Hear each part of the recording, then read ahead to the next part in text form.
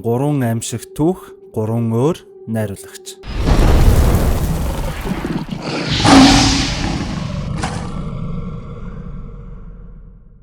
За юу яцхан бамбарнууд минь.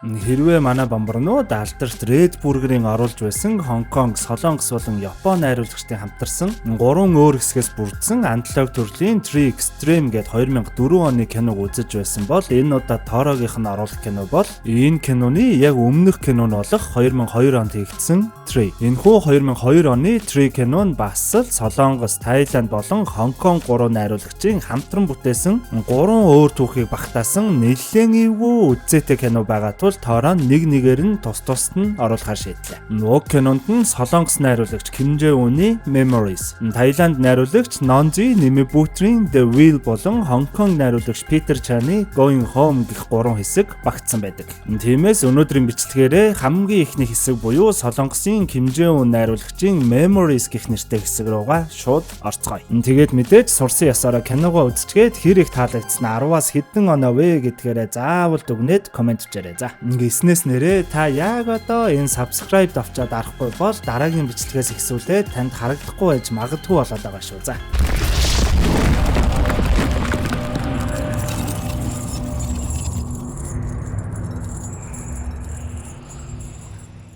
Нэгэн залуу гэртээ ганцаархнаа бүүдэн дээр унтаж байхад гинтэл нэг чимээ гараад сэрэх ба газар шалан дээр байх хүүхэлтэй ногцсон мэргэж хараад шаар наагуур нь өөрөө хийсээд бүрч болоогүй шалан дээр нь байх том цүнхний хажууд нэгэн эмэгтэй хүн өвдгөө тэврээд суучихсан наашаа цаашаа болж хөдөлж байснаа манай залуу руу их л эвгүй харахад манай залуу шууд гэрлээ асааж буугаар кино маань эхэлнэ. Кадр солигдоход нэгэн эмэгтэй яг л өндрөөс унчихсан мэтэл газар хөвтөж харагдах ба түрүүний манай залуу сэтгэл зүйч дээрээ ирээд уулзаж харагдана. Сэтгэл зүйч нь таны над шинж тэмдгүүд чинь эхнэр чинь алга болсноос хойш ихэлсэн үү гэдэл асуухад манай залуу тийм ээ тэгсэн. Бид хаяа маргалдаг байсан ч гэсэн ингээд л явчихна гэж бодоогүй л гэн. Өнөөх сэтгэл зүйч нь наа чин ч яах вэ нийтлэг байдаг сэтгцийн хямралын илрэлтэй хит их хамааралтай байсан хүн нь хажууд нь байхгүй болох үед ихэвчлэн илэрч маш их тогтворгүй болдог гэдэл хэлэхэд манай залууч тэгвэл миний юм хум мартаж санаад байгаа нь бас энэтэй холбоотой юу? Жишээлбэл тэр өдөр манай эхнэр яг юу өмсөж байсан тухай бас тэр минь яагаад явсан тухай би огт санахгүй байгаа. Мөн би элдв сонин зүйлс хараад байгаа.